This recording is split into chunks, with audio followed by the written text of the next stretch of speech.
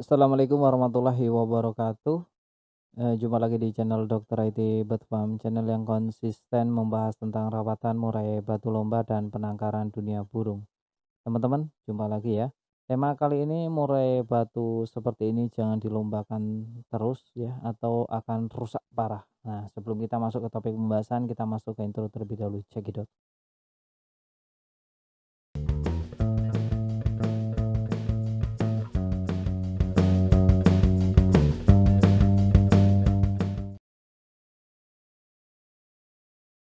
Nah, teman-teman, tema yang kita bahas kali ini yakni murai batu seperti ini itu jangan dilombakan terus-menerus ya. Murai batu apakah itu?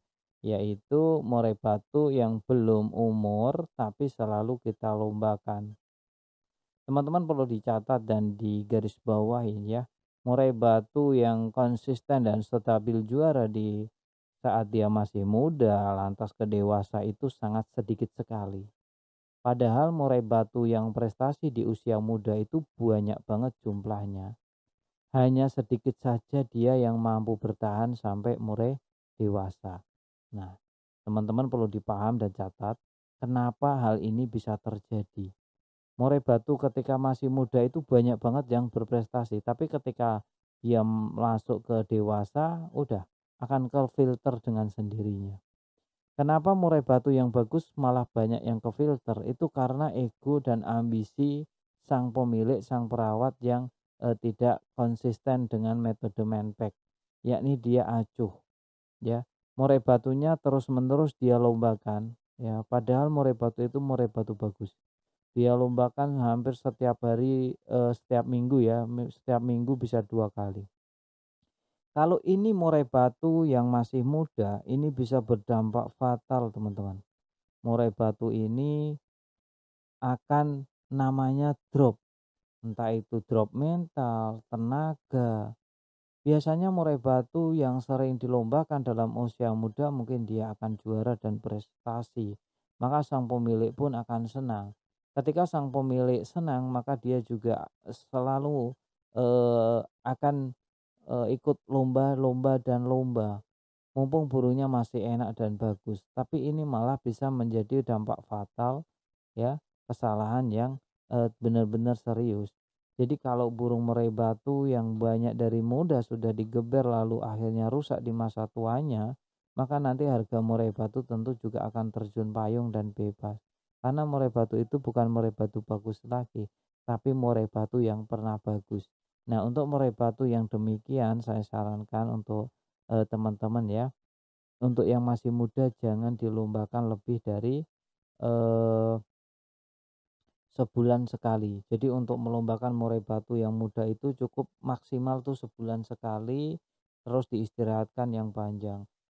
Ini untuk masa depan agar lebih cerah, untuk masa depan yang lebih baik tentunya. Jangan sampai murai batunya teman-teman setiap minggu dilombakan terus-menerus.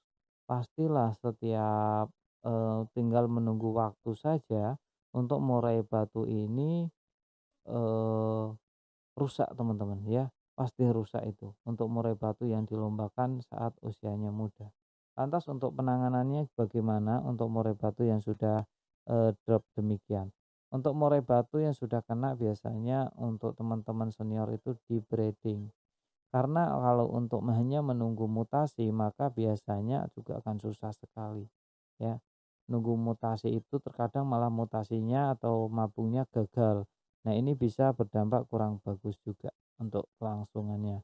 Jadi saya sarankan untuk teman-teman yang memiliki murai batunya masih muda dirawat baik-baik, apalagi tahu itu faktor sekali dan bisa diandalkan. Oleh karena itu teman-teman, agar dunia kicau terjaga, untuk murai batu pastol jangan dilombakan dulu lah ya.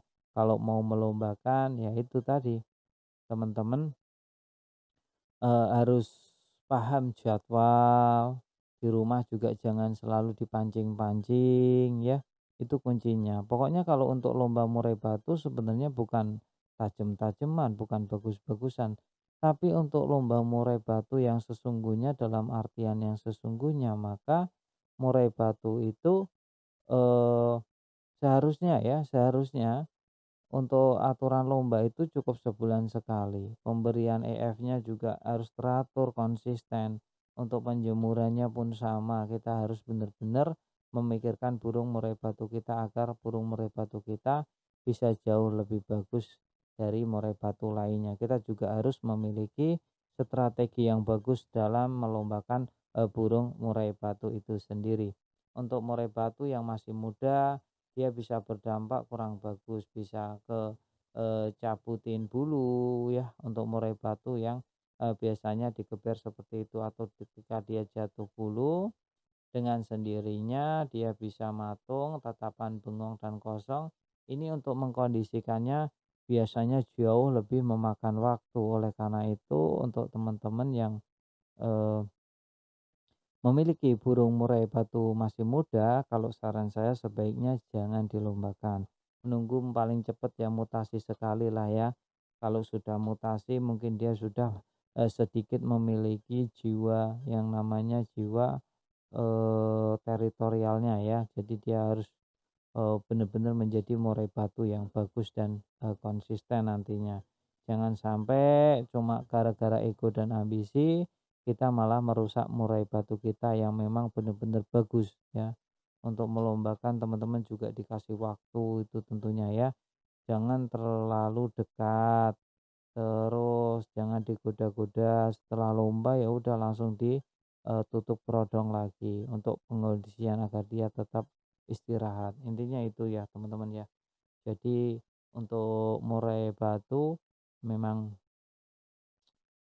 kita harus ekstra sabar, apalagi murai batu yang masih muda ya. Kita harus benar-benar sabar sekali untuk penanganan murai batu yang masih muda dan pertama kalinya juga, karena tidak sedikit juga di antara kita yang mampu mengendalikan ego dan ambisi. Jadi ketika kita mampu mengendalikan ego dan ambisi, maka akan jauh lebih enak tentunya dalam hal apapun ya.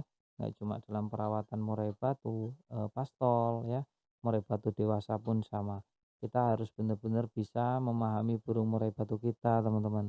Kalau kita sudah bisa memahami burung murai batu kita, niscaya kita tahu apa yang menjadi keinginan dari burung murai batu kita. Lantas, ketika kita sudah memberikan apa yang menjadi keinginan burung murai batu kita dengan sayogianya, selayaknya, maka dia pasti akan memberikan imbal balik kepada diri kita, entah itu dari apa ya, kita tunggu saja. Nah itu ya teman-teman, untuk murai batunya jangan sesekali dilombakan dengan durasi yang terlalu mepet. Nah itu ya, karena itu bisa sangat-sangat beresiko. Banyak sekali teman-teman kita murai batunya ketika muda menjadi primadona bagus sekali, tapi begitu masuk ke tahap mutasi dia sudah nggak ada kabarnya sama sekali. Nah ini salah satu sebab kenapa saya selalu menyarankan ke teman-teman untuk murai batunya benar-benar dikondisikan dengan sebaik-baiknya, karena untuk murai batu yang eh, bisa dikontrol karakternya, kita bisa mengkondisikan, niscayalah di masa depan kita akan menjadi pemenang di setiap season atau event lomba kicau mania atau lomba kontes burung. Terima kasih ya teman-teman ya.